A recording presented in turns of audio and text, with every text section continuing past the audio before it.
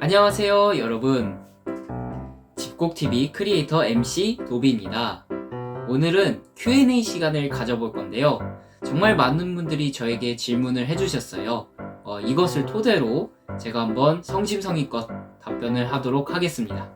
우선 첫 번째, 많은 분들이 물어봐 주셨는데 학점관리 비결이 궁금해요 라고 해주셨어요.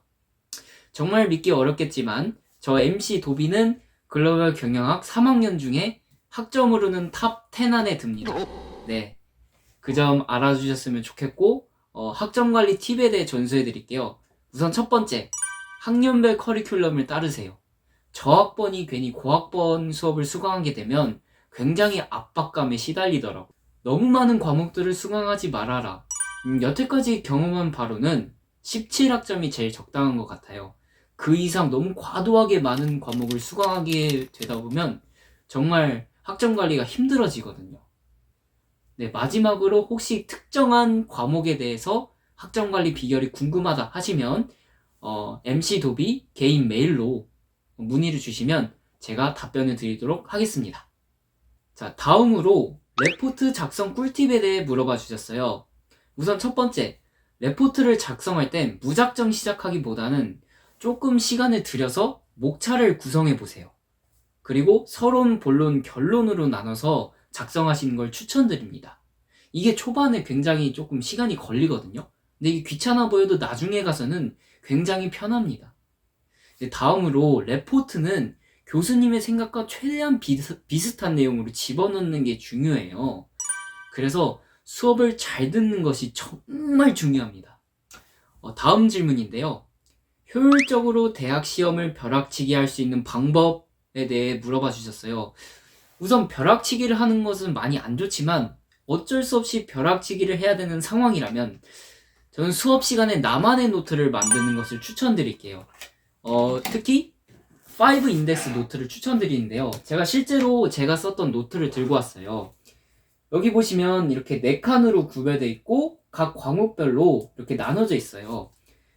그래서 열어보면 이렇게 본인만의 언어로 이렇게 정리를 해주시면 되는데요, 나중에 벼락칠 상황이 되면 교과서나 강의 노트를 보는 것보다 본인만의 노트에 정리해 놓은 걸 외우면 훨씬 더 빨리 외울 수 있고 벼락치기가 쉽습니다. 네, 다음 질문인데요, 수업 조교로 활동하면 어떠한 장점이 있나요?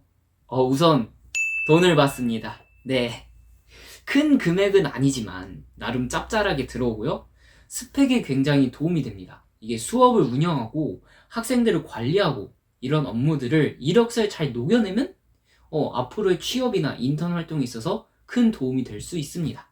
네, 다음 질문인데요, SNS 마케팅 자격증은 기간을 어느 정도로 잡고 준비하면 될까요? 우선 SNS 마케팅 자격증을 따기에 앞서서 SNS 마케팅 전문가 자격증은 국가 공인이 아닌 민간 자격증입니다. 이 점 알아두시면 좋겠고, 한국평생학습진흥원에서 SNS 마케팅 전문가 과정을 수료할 수 있어요. 강의는 다 무료지만 이 자격증을 발급받는 데 비용이 드니까 그걸 참고해 주시면 되고, SNS 마케팅 전문가 관련 강의를 60% 이상을 수강하면 응시 자격이 주어집니다. 또 시험과 출석을 합쳐서 총 60% 이상이 되어야 합격을 하는 것이고, 보통 준비 기간은 2주에서 3주 정도 잡아주시면 됩니다. 그리고 합격하시면 이렇게 자격증이 나오게 됩니다. 네, 다음 질문입니다. 아직 직무를 정하지 못했는데 직무 관련 대외 활동이 아니어도 도전하는 게 좋을까요?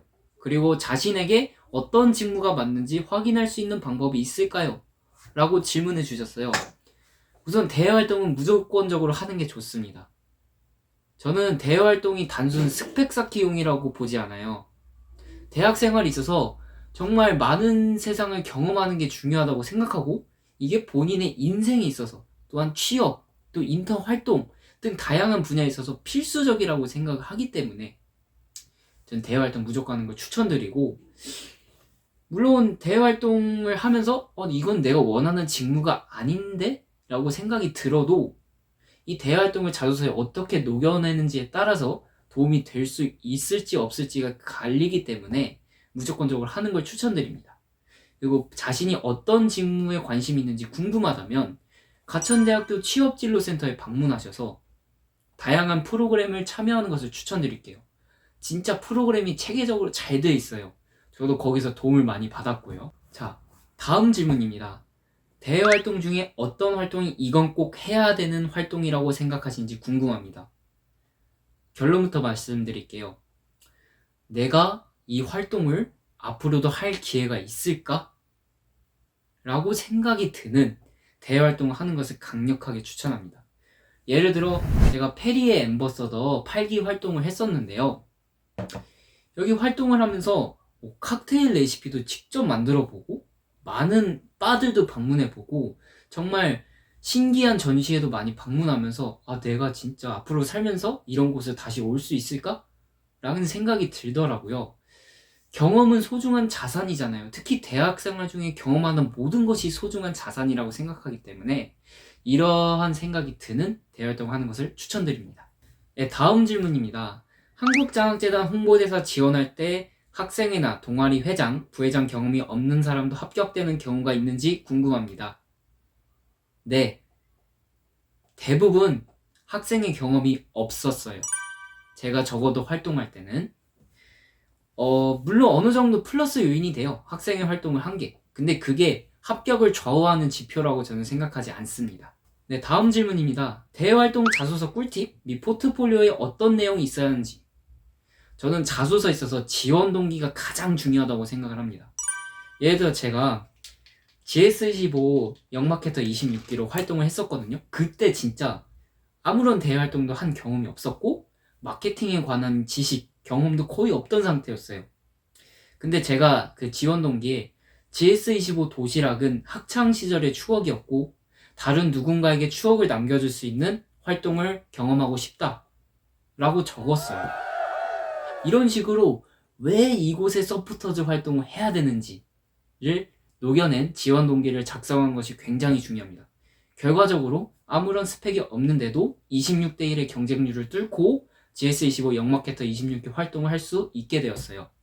포트폴리오도 마찬가지로 내가 왜 이곳에 서포터즈해야 되는지, 구체적으로 내가 여기 있으면서 어떤 것을 해볼 수 있는지, 단순하게 재밌는 홍보 활동을 하겠습니다 라는 포부보다는 GS25의 새로운 캐릭터를 제안하여 더 친근하게 다가갈 수 있는 홍보 활동을 하겠습니다.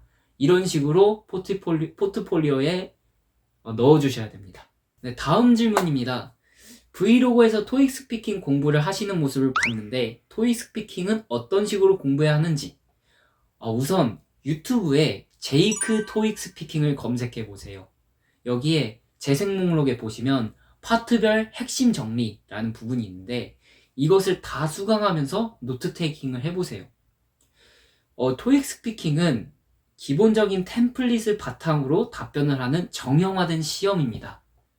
따라서 기본적인 틀에 대한 이해가 필요해요. 근데 제이크 선생님이 굉장히 설명을 잘 해주시기 때문에 그것을 수강하는 것을 추천드려요. 무료예요, 다.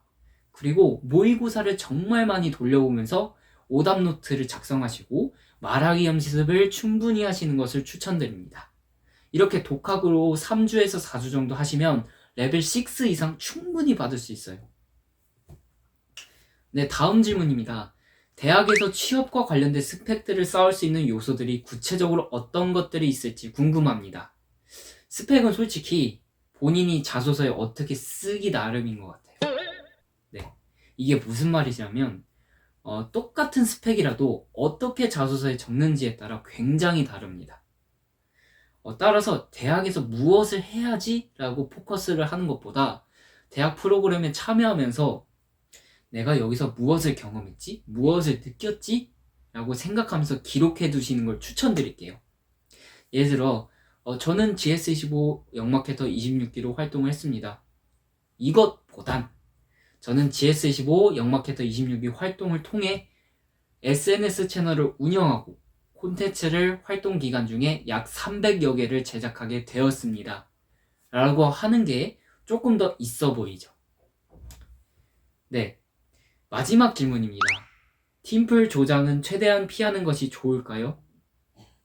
네, 무조건 제발 될 수 있으면 팀플 조장은 피해주세요. 제발. 물론 정말 다들 열심히 참여하는 모습이 있긴 하지만 가끔 가다가 어떤 한 학생이 굉장히 스트레스를 받게 합니다. 그 조장은 그걸 다 안고 가야 되고요.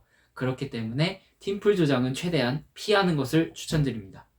자, 이렇게 해서 Q&A 시간이 종료가 되었습니다. 여러분 어떻게 보셨나요? 실제로 많은 도움이 되셨을지 모르겠어요.